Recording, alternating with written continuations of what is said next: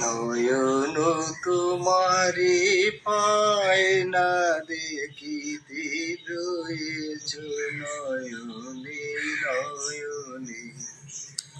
হৃদয় তোমারে পায় না জানিতে, হৃদয় তোমারে পায় না জানিতে, হৃদয়ে রয়েছ গোপনে,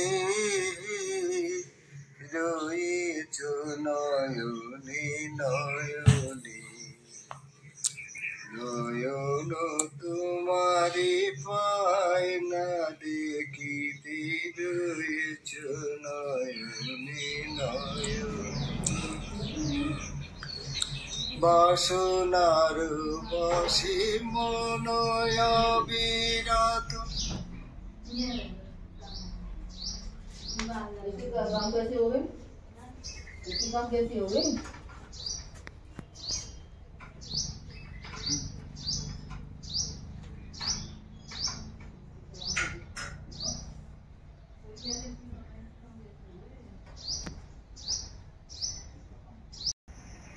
নর্মদে হার কিছুটা ভাগ্য বিপর্যয় বলা চলে, আর কিছুটা আমার অজ্ঞতা। এই যন্ত্রপাতি আমি খুব ভালো বুঝি না, বিশেষ করে এই ভিডিও ক্যামেরা বা ইত্যাদি। তো এর জন্যই এই দুর্ভাগ্যটা ঘটেছে। সেটা হলো 2রা ফেব্রুয়ারি থেকে 12ই ফেব্রুয়ারি এই দিনগুলোর ভিডিও লুপ্ত হয়ে গেছে। তো এই দিনগুলোতে খুব সুন্দর সুন্দর জায়গায় গিয়েছিলাম। তো মোবাইলে তোলা অংশগুলো আছে, কিছু ছবি আর কিছু টুকরো টুকরো ভিডিও আছে, কিন্তু বেশিরভাগ যে লম্বা লম্বা ভিডিওগুলো করেছিলাম সেগুলো আর খুঁজে পাওয়া যাচ্ছে না। তো সৌভাগ্যের বিষয়, এই হাতের এই ডায়েরিটা আমি নিত্যদিন যখন যাত্রা করতাম, যাত্রাপথের শেষে রাত্রিবেলা প্রতিদিন এই ডায়েরি লিখতাম, কোথা থেকে কোথায় গেছি, কি ঘটনা ঘটেছে। তো ডায়েরির এক একটা লাইন পড়লেই আমার মনে পড়ে যায় যে সেদিন কোথায় গিয়েছিলাম, কি ঘটনা ঘটেছিল। তো সুতরাং এই 2রা ফেব্রুয়ারি থেকে 12ই ফেব্রুয়ারি পর্যন্ত দিনগুলোর বিবরণ আমি আপনাদের গল্প করে শোনাব, তাছাড়া উপায় নেই। তো গল্প করতেও খারাপ লাগে না। তো 2রা ফেব্রুয়ারির গল্প দিয়ে আজকে শুরু করি। 2রা ফেব্রুয়ারি কোটেশ্বর যে প্রাচীন মন্দির ছিল, 2700 বছরের পুরানো, নর্মদা তীর থেকে ধরুন 300 মিটার হবে দূরে। ওখানে রাত্রি যাপন করলাম শিব ঠাকুরের কাছে, ওখানে শিব মহিম্ন স্তোত্র পাঠ করলাম। তো এই কোটেশ্বর মন্দিরে যিনি দেখাশোনা করেন এক বৃদ্ধা মা, অতি বৃদ্ধা মা, তার বয়স 80-র উপরে। তিনি রোজই আসেন, একবার করে তদারক করেন। আর কোনো পরিক্রমাকারী ওখান থেকে খালি পেট কখনো যায় না। আর যে সেবক ছিলেন বয়স্ক মানুষ, তারও বয়স 70-এর ঊর্ধ্বে। তো তার অনুরোধেই ওখানটা রাত্রিবাস করেছিল। সকালবেলা উঠে ওখান থেকে যখন বেরোচ্ছি, তখন সেই সেবক জানালেন যে এর পরের যে রাস্তাটা, সেটা দীর্ঘ পথ, বন জঙ্গল, কলা বাগান ইত্যাদির মধ্যে, এবং জায়গাটিতে প্রচুর চিতার উৎপাত আছে। তো সেই কথা শুনে উনি বললেন, সেই কথা তিনি বললেন, আর বললেন যে একটু দেরি করে বেরো বাবা, সূর্য উঠুক তারপরে রওনা হও, তাহলে রাস্তাঘাট ভালো দেখতে পাবে, আর 2-1 মানুষ চলাচলও শুরু হলো। তো শুনে যথারীতি ঘাবড়েও গেলাম, তাও তার কথাটা অমান্য করলাম না। আমি সেখান দিয়ে একটু বেলাতে বেরোলাম। বেড়াতে বেরিয়ে দেখছি মাইলের পর মাইল ঝোপ জঙ্গল, 2 ধারে কোনো মানুষজনের দেখা নাই, দীর্ঘ পথ। তো তারপরে প্রথম যে গ্রামটা আসলো, সে গ্রামটার নাম হচ্ছে সিসোধারা, গুজরাটের। তো সিসোধারার প্রথম যে দর্শনীয়, ওখানে 3টি মন্দির ছিল। প্রথমটি হলো রাস্তার ডান দিকে, যাত্রাপথের ডান দিকে একটি নর্মদা মন্দির, সেখানে কয়েকজন মা, মানে সেই মায়েরাই সেই মন্দিরটি পরিচালনা করেন। তো সেই মন্দিরে প্রথমে গেলাম, গিয়ে প্রণাম করলাম। তারপরে মন্দিরে শিব ঠাকুর আছেন, নর্মদা মাতা আছেন। প্রণাম করে ওখান থেকে গেলাম ডান দিকে আরেকটু এগিয়ে কার্তিক স্বামী মন্দির। কার্তিক স্বামী মন্দিরটি বড় আশ্রম। ওখানে সকালের বালভোগ পেলাম। আর এই ভগবান কার্তিক স্বামী সম্বন্ধে একটু বলা যায়। কার্তিক স্বামী হলেন, এই মন্দিরটার তাৎপর্য হলো, এখানে কিন্তু কোনো শিব ঠাকুরই আছেন। কার্তিক স্বামী মানে ভগবান কার্তিক শিব ঠাকুরের ছেলে। তিনি শিব ঠাকুরকে পুজো করেছিলেন যে শিবলিঙ্গ, শুধু সেই শিবলিঙ্গটা আছে, কিন্তু তার সঙ্গে কিন্তু অন্য কোনো রকম দেবদেবী বা শিব পরিবারের অন্য কেউ সেখানে নেই। সাধারণত প্রত্যেক শিব মন্দিরেই দেখা যায় শিবের সাথে দুর্গা আছেন, বা গণেশ ঠাকুর আছেন, বা নর্মদা মাতা আছেন, বা নন্দী মহারাজ আছেন, মানে অনেক কিছুই থাকে। কিন্তু এই কার্তিক স্বামী মহারাজে এই মন্দিরে কোনো নন্দী মহারাজও কিন্তু নেই। এর কাহিনীটা হচ্ছে, এটা মজাদার কাহিনী। কাহিনীটা হলো, একবার গণেশ ঠাকুর আর কার্তিক ঠাকুর দুজনের মধ্যে কে বড় এই নিয়ে একটা প্রতিযোগিতা হয়। তো মাকে প্রদক্ষিণ করার প্রশ্ন আসে। তো কার্তিক ঠাকুর ময়ূরে চড়ে নিজের শক্তি বলে সারা পৃথিবী ঘুরে আসেন ধরতী মাতা তাকে প্রদক্ষিণ করার জন্য। আর গণেশ ঠাকুর তার ছোট ইঁদুর বাহন নিয়ে টুক টুক টুক টুক করে দুর্গা মায়ের চারিদিকে ঘুরে তার বিশ্ব পরিক্রমা সমাপ্ত করেন। তো ফিরে যখন আসেন কার্তিক ঠাকুর সব ঘুরে টুরে, দেখেন যে ধরিত্রী মাতাকে তো প্রদক্ষিণ করে বসে আছেন গণেশ ঠাকুর। তো সকলেও জানালো, হ্যাঁ ঠিকই, ধরিত্রী একটা শিশুর কাছে মাই তার পৃথিবী। তো পৃথিবী প্রদক্ষিণ করার অর্থ হলো মাকে প্রদক্ষিণ করা। তো এই কথা শুনে কার্তিক ঠাকুর খুব অপমানিত বোধ করেছিলেন এবং ক্ষুব্ধ হয়েছিলেন পরিবারের উপর। তখন তিনি শিব ঠাকুরের কাছে নিজের এই অজ্ঞতা বা তার সঙ্গে একটা ছল হয়েছে, কপটতা করা হয়েছে, এই সমস্ত বিষয় নিয়ে তিনি শিব ঠাকুরের কাছে প্রার্থনা করতে চলে গেছিলেন। সেই জন্যে তিনি যে অভিমান ভরে গিয়েছিলেন, সেই জন্যে তার এই পূজিত শিব ঠাকুরের এখানে অন্য কেউ নেই, এমনকি নন্দী মহারাজও নেই। যাই হোক, তিনি শিব ঠাকুরের দয়া পেয়েছিলেন এবং তিনি বুঝতে পেরেছিলেন, হ্যাঁ দাদা যেটা করেছিল সেটা ঠিকই। তো কার্তিক স্বামী বা ভগবান সনত কুমার, যে নামেই তাকে ডাকি, তিনিও ব্রহ্ম বিদ্যার অধিকারী ছিলেন এবং ভগবান সনত কুমারের কাছে স্বয়ং নারদ মুনি ব্রহ্মবিদ্যা লাভ করেছিলেন এবং দেবর্ষি হয়েছিলেন। নর্মদে হাট। তো সকালবেলা এই কার্তিক স্বামী মন্দিরে এসেছিলাম 8:30টার পরে। এখানে শিব দর্শনের পরে এখান থেকে বালভোগ নিয়ে রওনা হয়ে যাচ্ছি। এখান থেকে যাব গিরনারি গুফা। তো স্থানটি অতি প্রাচীন। তো এই প্রসঙ্গে এই মন্দিরের এবং মহাদেবজির একটু পরিচয় দিয়ে রাখি। ভগবান কার্তিক স্বামী হলেন ভগবান সনত কুমার, মানে আমাদের গণেশ ভগবানের ভাই।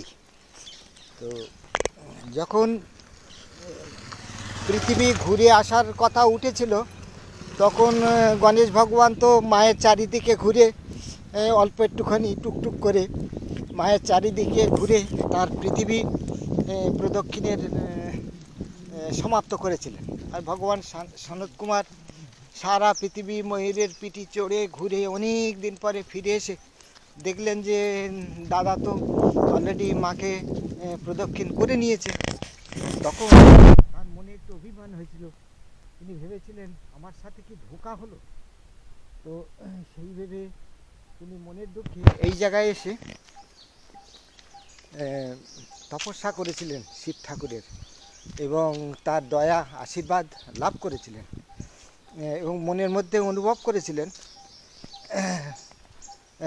ধর্মের প্রকৃত স্বরূপ কী, মায়ের গুরুত্ব কী, হ্যাঁ মা কী জিনিস, মাকে প্রদক্ষিণ করলেই যে হয়ে যায় সমস্ত কিছু, এই তত্ত্ব তিনি এখানে বসে অনুভব করেছিলেন। তো তিনি অভিমান ভরে এখানে যে তপস্যায় বসেছিলেন, এখানে কিন্তু কোনো পরিবার ছাড়াই তিনি এখানে আছেন, খালি শিব ঠাকুরটি আছেন আর তিনি বসে তপ করেছিলেন।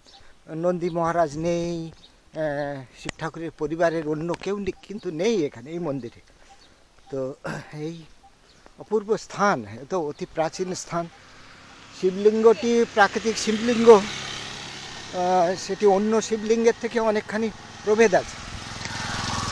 তো এই উপরে আর এই যে মন্দিরটি আছে এই পাশে, রাস্তার পাশে, এটি হচ্ছে নর্মদা মায়ের মন্দির।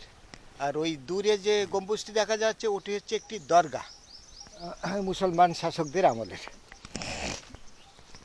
তো এই সংক্ষেপে বললাম। আর ভগবান সনত কুমার হচ্ছে ব্রহ্মবিদ্যার দান করার অধিকারী। হ্যাঁ, আমাদের নারদ মুনি কিন্তু ভগবান সনত কুমার বা কুমার কার্তিকের কাছে কিন্তু ব্রহ্মবিদ্যা শিক্ষা লাভ করেছিলেন এবং তিনি দেবর্ষি হয়েছিলেন। তো এই হলো সংক্ষিপ্ত জানালাম। এখন পরবর্তী সামনে আসছে মার্কেন্ডেয়শ্বর। মার্কেন্ডেয় মুনি এখানেই তপস্যা করেছিলেন অনেক দিন। তিনি নর্মদা তটে বহু জায়গায় তপস্যা করেছেন, তিনি কিন্তু কোনো দিন নর্মদা মাকে স্পর্শ করেননি। তার বক্তব্য ছিল মা হলো আদি কুমারী শক্তি, তাকে স্পর্শ করার কি দরকার, তাকে তো দর্শন মাত্রেই পুণ্য লাভ হয়। তো সেই জ্ঞান থেকেই তিনি কখনো নর্মদা মাকে স্পর্শ করেননি, লঙ্ঘন করা তো দূরের কথা। তো নর্মদা মাই বরঞ্চ স্বয়ং তার কাছে আসতেন, দর্শন দিতেন এবং তাকে আশীর্বাদ করতেন। সে মা বেটার অনুপম কাহিনী। তো সে যোগ বল, সে সাধন বল একমাত্র তারই ছিল, তিনিই পেরেছিলেন নর্মদা মায়ের সন্তান হয়ে উঠতে।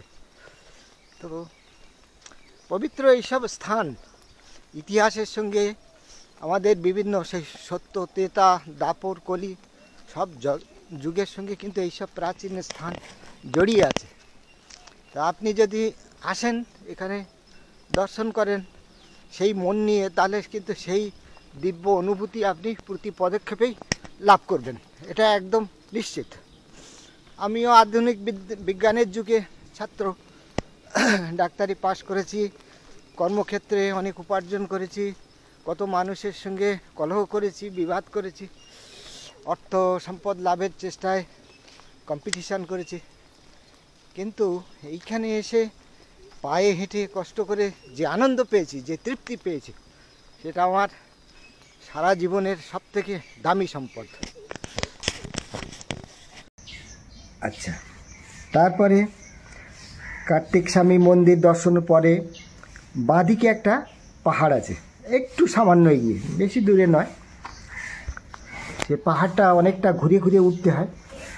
যাই হোক, পাহাড়টা উঠলাম, বেশ খানিকটা পথ, পাকদণ্ডীর ঘুরে ঘুরে র্যাম্প জাতীয় একটা পথ আছে, আরেকটা পথ আছে সরাসরি পাহাড় চড়ে। তো পাহাড় চড়েই উঠলাম। উঠে সেখানে ছিল মার্কণ্ডেয়শ্বর মহাদেব। সে ভারী সুন্দর জায়গা, সে একদম সেখানে অহরহ সেখানে ওম নমঃ শিবায় মন্ত্র জপ হচ্ছে। আমি একটা ছোট ভিডিও আকারে সেটা আগে দিয়েছি, তবু এবারে আবার দেব।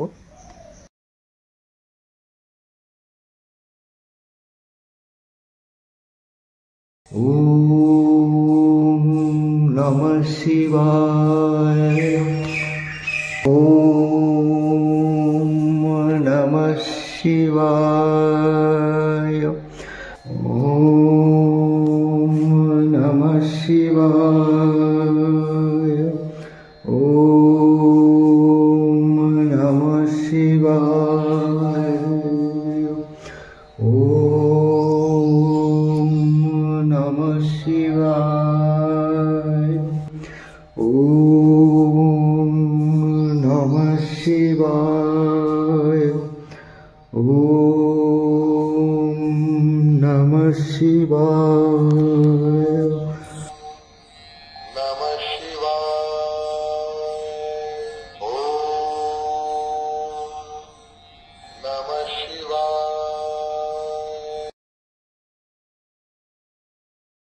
ওম নমঃ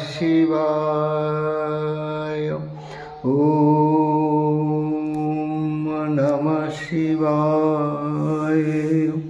ওম নমঃ শিবায়। ওম নমঃ শিবায়। ওম নমঃ শিবায়। ওম নমঃ শিবায়। ওম নমঃ শিবায়। ওম নমঃ শিবায়। ওম নমঃ শিবায়। ওম নমঃ শিবায়। ওম নমঃ শিবায়। ওম নমঃ শিবায়। ওম নমঃ শিবায়। ওম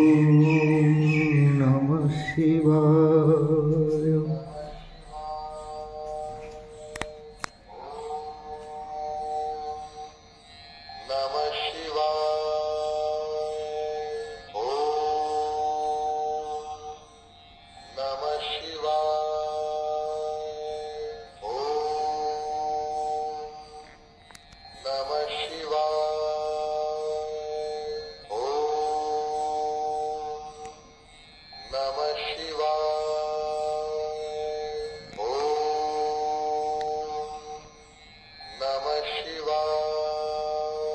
তো সুন্দর জায়গা, সেখানটা অনেকক্ষণ বসলাম।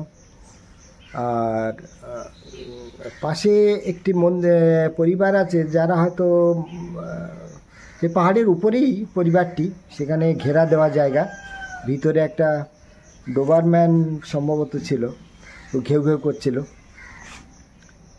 তো ওখান থেকে দর্শন করলাম। সেখান থেকে গেলাম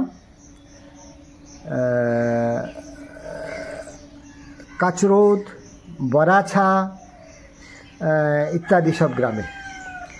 তো বরাছা গ্রামের ওখানে দুপুর হয়ে গেল।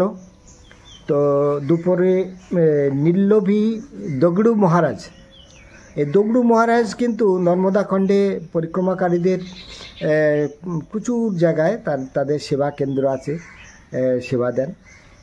তো এই দগড়ু মহারাজের আশ্রমে দুপুরে প্রসাদ নিলাম।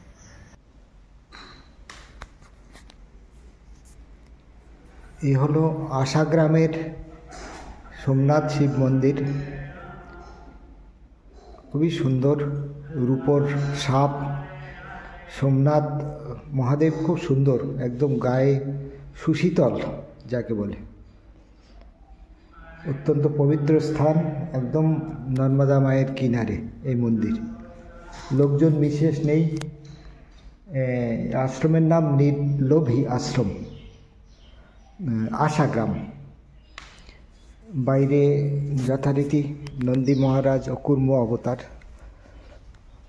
আর অসংখ্য পাখি এখানে বাসা বেঁধে আছে। এই দেখুন কি সুন্দর রাস্তা। এই নন্দী মহারাজ বসে আছেন।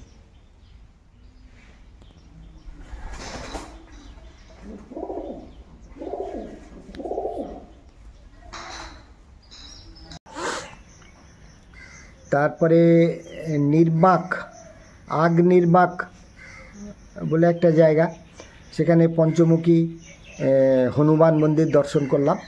আশা গ্রামের পাশে পঞ্চমুখী হনুমান মন্দিরে আছি। সেই হনুমান মন্দিরের অতি সুন্দর শিবলিঙ্গ, আর ইনি হলেন পঞ্চমুখী হনুমান। আর একটু কাছ থেকে দেখায়, এই দুই, আর এদিকে তৃতীয় মুখ।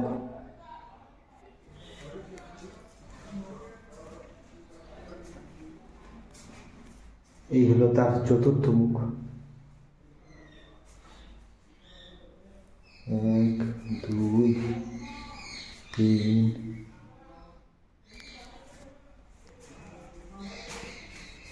4, 4টি মুখ দেখছি।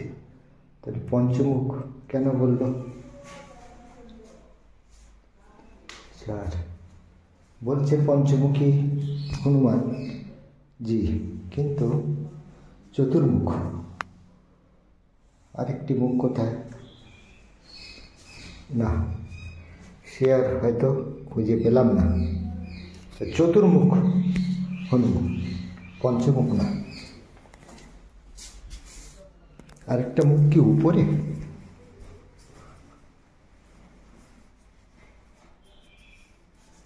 হতে পারে, ঢাকা আছে হয়তো। হ্যাঁ, তাই হবে। যাই হোক, মুকুট লাগানো আছে তাই দেখা যাচ্ছে না। উপরের দিকে একটি মুখ আছে। আর রাত্রিবেলা ছিলাম গিরনারি বাপু গুফা। অনেক ভাগ্য বলে এই গিরনারি বাবার স্থান, তার গুফা, এই তার ভিতরে প্রবেশ করছি। ভিতরে আলো দেওয়া আছে অনেকটাই নিচে। তার সাধু সন্ন্যাসীরা এরকম গুহার ভিতরে বাস করতেন।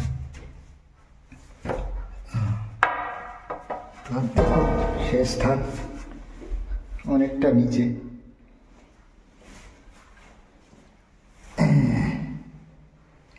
এই তার সিদ্ধস্থান। এখানে তিনি জপ তপ করতেন।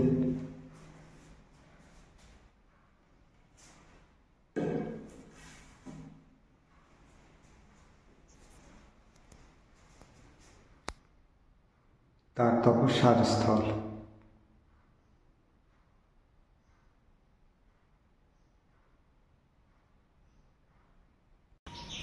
তো এইখানে কিছু বক্তব্য আছে। আসলে আমি খুঁজছিলাম একটি জায়গা যেখানে ছিল শ্মশানেশ্বর মহাদেবের পরে গিরনারি গুফা বলে একটা জায়গা, যেটা এতেও আমরা পড়েছি। সেখানে মহাত্মা কৃপানাথজি একটা 20 ফুট গুহার ভিতরে বসে জপ তপ করতেন। সেই গুহাটির চারিপাশে উঁচু করে পাঁচিল মতো দেওয়া ছিল। সেখানে তার জ্যেষ্ঠ গুরু ভ্রাতা পুষ্পান্ন ভোজন করিয়েছিলেন শৈলেন্দ্র নারায়ণজি এবং তার সাথীকে। সেই দিব্য বিবরণ পড়েছিলাম। তো ভাবছিলাম বুঝি এই গিরনারি গুফা মানে সেই গিরনারি মহারাজের স্থান, তা নয়। সে গিয়ে দেখলাম যে গুহাটি পাকা বাঁধানো, হয়তো পরবর্তীতে বাঁধানো হয়েছে, এবং বেশি গভীর না, হয়তো 10-12 ফুট, তার বেশি হবে না, সামান্য একটুখানি। তার উপরে মন্দির করা। তো অতীতের সঙ্গে মিলল না, কিন্তু কোনটা অতীত সেটা এখন বলা খুব মুশকিল। বহু জায়গা নর্মদা গর্ভে চলে গেছে। তো প্রাচীন জায়গাগুলোকে পরিবর্তন করে আবার নতুন করে গঠনও করা হয়েছে। তো অস্বীকার করা যায় না এইটা গিরনারি গুফা কিনা সে অতীতের, আবার বিশ্বাসও করা খুব মুশকিল। আর প্রথম দিন যে কোটেশ্বর মন্দির দেখেছিলাম, সেই কোটেশ্বর নামের সঙ্গে তো মশানিয়া কোটেশ্বর এর নামে মিল আছে। তো এই জায়গাগুলো খুঁজে পাচ্ছি না, মিলছে না, এই রকম একটা ব্যাপার। এই দীর্ঘ 25 কিলোমিটার রাস্তা ধরে মনের মধ্যে খুব দ্বন্দ্ব চলেছিল যে জায়গাটার আভাস পাচ্ছি কিন্তু দেখা পাচ্ছি না। আসলে জায়গাগুলো পরিবর্তিত হয়েছে, বদল হয়েছে। হয়তো সেই প্রাচীন স্থানই আছে, কিন্তু তার আকৃতি পরিবর্তন হয়েছে। উপরে মন্দির তৈরি হয়েছে, গুহা ভরাট করে সেখানে ঘর তৈরি করে দেওয়া হয়েছে। এরকম হবে। তো এই গিরনারি বাপু গুফা, এখানে রাত্রিবাস করেছিলাম। এখানকার যিনি মহারাজ, তিনি আর এক মানুষকে, সজ্জন সেবককে রেখে তিনিও গেছেন কুম্ভমেলা বেড়াতে। তো সেবক তিনি খুব যত্ন আত্তি করলেন, রাত্রেবেলা ভোজন করালেন, আর বললেন যে বাবা তুমি তো নর্মদা কিনারে, সেখানে একটা ওই ঘেরা দেওয়া, পুরো তার জালি দিয়ে ঘেরা একটা ঘরে আমি একাই ছিলাম নর্মদা মায়ের সামনে। বাঁদিকে নর্মদা মায়ের নদীরূপ, আর মন্দিরের ভিতরে আমার সামনে মা নর্মদা মায়ের মূর্তি, বিরাট বড় ঘর। তো সেখানেও কিন্তু ছিল প্রচুর চিতাবাঘের উৎপাত। আর সারা রাত একটা ডুমুর গাছ থেকে টুক টুক টুক করে পাকা ডুমুর খসে পড়েছে, শব্দ হচ্ছে। আর ভিতরে অনেক পশু পাখির আওয়াজ পাচ্ছি। সারা রাত ঘুমোতেই পারিনি প্রায়, মানে জঙ্গল জেগে উঠলো রাত্রিবেলা। আর এদিকে চিতাবাঘের উৎপাত, এমনকি চিতাবাঘের উৎপাতে উনি সকাল সকাল খেয়ে নিতে বললেন, আর সকল সময় টর্চ হাতে রাখতে বললেন। তো এইগুলো, রাত্রিবেলা একবার বাথরুম যেতে হলো প্রাতঃকৃত করতে, তা সেও খুব সাবধানে যেতে হলো।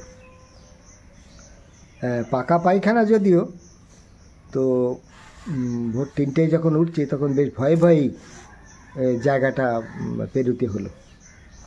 যাই হোক, আজকের 2রা ফেব্রুয়ারির ঘটনাগুলো এই বললাম, আর পরবর্তীগুলো বাকি ধীরে ধীরে জানাবো। নর্মদে হর।